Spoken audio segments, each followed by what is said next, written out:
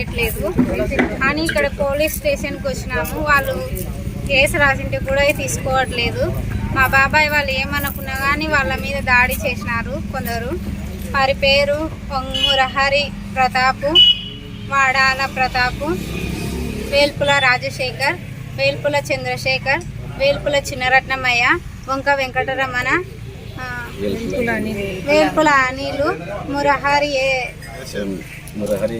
ఎర్రన్న, మురహరి చంద్రపాలు, మురహరి ఏసేపు, వీళ్ళందరూ మా 5 మందిపై దాడి చేసి మమ్మల్ని కత్తులతోటి, కర్రలతోటి, రాళ్లతోటి కొట్టి చంపాలని అనుకున్నారు. కానీ మా అదృష్టం బాగుండి మేము మా ప్రాణాలను దక్కించుకోగలిగినాము. కానీ ఈ సమస్యని ఎలా తీరుస్తారో మీకే తెలియాలి. మాకేం అర్థం కావట్లేదు. మా ఊర్లో మాకు బ్రతకడానికి కూడా బాగా హక్కు లేదు. వాళ్ళు అలా చేసినారు. మేము ఎలా బతకాలో మాకు అర్థం కావట్లేదు. అందరూ బెదిరిస్తూనే ఉన్నారు. మీరు అక్కడ దొరుకుతారు, ఇక్కడ దొరుకుతారు, ఏదో ఒకటి చేసి చంపేస్తామని బెదిరిస్తున్నారు. మాకు మా ఊరైనా కానీ మా ఊర్లో బ్రతకడానికి ఆశ లేదు. ఎలాగైనా మీరైనా మాకు న్యాయం జరిపించాలి.